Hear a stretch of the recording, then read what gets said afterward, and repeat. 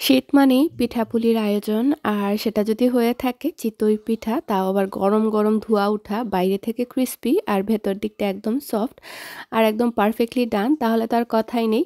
এই পিঠা বানানো কিন্তু অনেক সহজ আর যদি না জানেন তাহলে মনে হয় অনেক ট্রিকি। তো দেখতে পাচ্ছেন একদম নরম তুলতুলে ভেতর থেকে আর বাইরে থেকে ক্রিস্পি। আমার এই পিঠাগুলোর জন্য অনেক রেসিপি রিকোয়েস্ট পেয়েছিলাম, তো আজকে আপনাদের সাথে শেয়ার করছি। তো এই যে এই রাইস ফ্লাওয়ারটা আমি ইউজ করি, এটা কিন্তু রাইস ফ্লাওয়ার মানে ইনস্ট্যান্ট চালের গুঁড়ি যেটা। আপনারা যারা দেশে থাকেন তারা চালের গুঁড়িটা কুটিয়েও কিন্তু এরকম মিহি পাউডার করাগুলো দিয়ে করতে পারেন। আমরা দেশের বাইরে এগুলো দিয়ে করছি। তো আমি এখানে মেজারিং কাপে ৩ কাপ দিয়ে আজকে করব আর এটার পরিমাপটাই আমি এক্স্যাক্টলি বলে দিব কিভাবে আমি স্টেপগুলো ফলো করেছি। দিয়ে দিচ্ছি সাথে হাফ টিস্পুন, চায়ের চামচ যেটা থাকে সেটা দিয়ে হাফ টিস্পুন আমি দেখেছেন কতটুকু বেকিং পাউডার দিয়েছি। এটা অপশনাল, যদি মনে করেন যে আপনি ঠান্ডা হওয়ার পরেও খাওয়ার প্ল্যান নেই তাহলে স্কিপ করতে পারেন, বাট দিলে হয় কি একদম সফট হয় আর সুন্দর করে ফুলে ওঠে, ট্রাই করতে পারেন। সাথে দিয়েছি হাফ টিস্পুন লবণ, দিয়ে ভালো করে মিশিয়ে নিচ্ছি যাতে সব পাউডার উপকরণ একসাথে মিক্স হয়ে যায়। আর এখন যে টিপসটা বলছি সেটা হচ্ছে খুবই ইম্পর্ট্যান্ট, আর এটা হচ্ছে গরম পানি ইউজ করা। অনেক সময় গরম পানির হেরফেরের জন্যই কিন্তু পিঠাটা হতে চায় না। এটা কুসুম গরম পানি না, কুসুম গরম থেকেও কিন্তু আরও 1 ডিগ্রি বা 1-2 ডিগ্রি টেম্পারেচার একটু গরম। মনে করেন আমরা যখন ঠান্ডা লাগে গার্গল করি গরম পানি দিয়ে, ঠিক ওই রকম গরম পানি এইটা, মানে আন্দাজ করার মতো গরম পানি, একদম হালকা গরম পানি না। আমি আমার সিঙ্কের যে একটা ট্যাপের যে হট ওয়াটার থাকে আমি সেই হট ওয়াটারটাই ইউজ করেছি। তো অল্প অল্প করে পানি দিয়ে প্রথমে মেশাবো, আর আপনারা যদি হ্যান্ড উইক্স থাকে সেই ক্ষেত্রে হ্যান্ড উইক্স দিয়ে মিশিয়ে নিতে পারেন। আর সবার শেষে যেটা করব আমি হচ্ছে হ্যান্ড ব্লেন্ডার দিয়ে এটা ব্লেন্ড করব। আর এই হ্যান্ড ব্লেন্ডার দিয়ে ব্লেন্ড করারও আরেকটা কারণ আছে। এতে করে হয় কি পুরো একটা ব্যাটার আর কি মিক্স করলে বাবল ক্রিয়েট হয়, বাতাসটা আর কি ভেতরে ঢোকে আর এরি হয়ে যায়। আর এই জন্যই আপনার চিতই পিঠা ফ্লাফি হয়। আর যেহেতু গরম পানি দিয়েছি, মানে এটার সহজাত গুণ বলতে পারেন যে গরম পানিতে চালের গুঁড়ি একটু ফুলে ওঠে।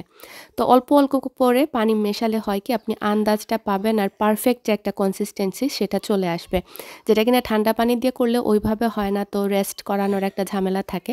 এভাবে করলে আপনার রেস্ট টেস্ট কিছুই করাতে হবে না, একদম ইনস্ট্যান্ট পিঠা করে খেয়ে নিতে পারবেন। আর এই যে দেখতে পাচ্ছেন কতটুকু পাতলা হয়েছে, আর এরকম পাতলাই কিন্তু আমাদের দরকার।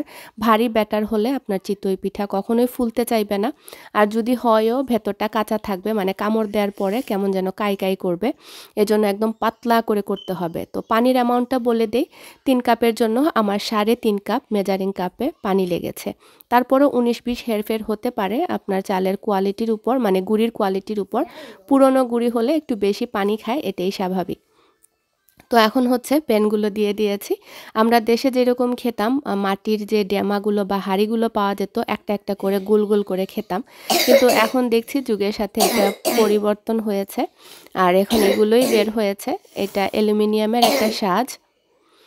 তো এখানে আমি একটা একটা করে দিয়ে দিয়েছি। এই সাজে পিঠা দেওয়াও কিন্তু একটা ট্রিক্স আছে বা টিপস ফলো করতে হবে। সেটা হচ্ছে চুলার আঁচটা হাই দিয়ে প্যানগুলো ভালো করে গরম করতে হবে। আপনি উপর দিকে একটু হাত দিলে বুঝতে পারবেন যে টেম্পারেচার কেমন হয়েছে, আর তখনই বুঝবেন প্যানটা রেডি। আর আমি একটু অয়েল ব্রাশ করে দিয়েছি, যেহেতু অ্যালুমিনিয়ামের হাঁড়ি তো বা প্যান, তো সেই ক্ষেত্রে লেগে যাওয়ার একটা ভয় থাকে, কিন্তু লাগে না অনেস্টলি। একবার ব্রাশ করলেই দেখা যায়, পরে আর ব্রাশ না করলেও চলে। আর এই যে দেওয়ার পরে বুদবুদ আকার ক্রিয়েট হয়েছে বা বাবল ক্রিয়েট হয়েছে, এতেই বুঝতে পারবেন যে আপনার ব্যাটারটা একদম পারফেক্ট হয়েছে। কারণ চিতই পিঠার এইটাই বৈশিষ্ট্য যে একটু ছিদ্র ছিদ্র হবে, কানা কানা হবে, বাইরে থেকে ক্রিস্পি হবে আর ভেতরটা সফট হবে। আর যে মাটির পাতিলগুলোতে করা হতো ওইগুলোতে কিন্তু একটা পুরা পুরা দাগ আসতো বা একটা সুন্দর স্মেল করতো, ওইটার মজা কিন্তু আলাদা। তো আপনারা যদি মাটির ওই হাঁড়িগুলো থাকে সেটা দিয়েও কিন্তু বাসায় ট্রাই করতে পারেন। আর আরেকটা টিপস শেয়ার করতে চাই, সেটা হচ্ছে যে বেকিং পাউডার মেশানোর ক্ষেত্রে আপনারা যদি ওভারনাইট ফ্রিজে রাখার প্ল্যান থাকে যে গুলে আমি বা ব্যাটারটা গুলে ফ্রিজে রেখে দিব আর পরের দিন সকালে খাবো, সেই ক্ষেত্রে বলবো ব্যাটারটা গুলে জাস্ট রেগুলার ফ্রিজে রেখে দিবেন, তখন আর বেকিং পাউডারটা মেশাবেন না। বেকিং পাউডার তখনই মেশাবেন যখন চুলার মধ্যে দিবেন। জাস্ট বেকিং পাউডারটা মিক্স করে হ্যান্ড ব্লেন্ডার দিয়ে বা হ্যান্ড উইক্স দিয়ে বা ডাল ঘুটনি দিয়ে মিশিয়ে দিয়ে দিবেন, দ্যাটস ইট। তারপরে পিঠাটা বানাবেন, দেখবেন আপনার পিঠা একদম পারফেক্ট হবে। কারণ আমার এক্সপিরিয়েন্স থেকে বলছি, আমি এরকম গুলে ফ্রিজে রেখে দিয়েছিলাম, পরের দিন সকালে করতে চেয়েছি, তখন দেখা যায় আমার পিঠা ওইভাবে ফুলে না। তো এই যে দেখতে পাচ্ছেন কেমন তুলতুলে হয়েছে। আর বাইরে থেকে এরকম চাপ দিলে একটা মুচমুচে আওয়াজ শোনা যাচ্ছিল, যেটা কিনা আমার হাসব্যান্ডের খুবই পছন্দ, যে ক্রাঞ্চি একটা ভাব আসে বাইরে থেকে আর ভেতর থেকে সফট। আর আশা করছি এভাবে পিঠার রেসিপিটা আপনারা যদি ফলো করেন কখনোই ফেলিয়ার হবেন না, আর একদম তুলতুলে থাকবে। আর গরম গরম হটপটে কিন্তু রেখে দিলে 2-3 ঘন্টা পর্যন্ত সফট থাকে আর খাওয়াও যায়। আর ঠান্ডা হওয়ার পরেও কিন্তু আপনারা শুকনাত খোলায় টেলে এই পিঠাটা খেতে পারবেন, সফট থাকে। যেতে যেতে আরেকটা টিপ শেয়ার করতে চাই, যেটা হচ্ছে চুলার আঁচটা কিন্তু একদম কনস্ট্যান্ট রাখবেন। যেমন আমি 6-এ রেখে করেছি, মানে মিডিয়াম টু হাই হিট, যেটা একটু হাই হিটের মধ্যে রেখেই কিন্তু এই পিঠা করতে হয়।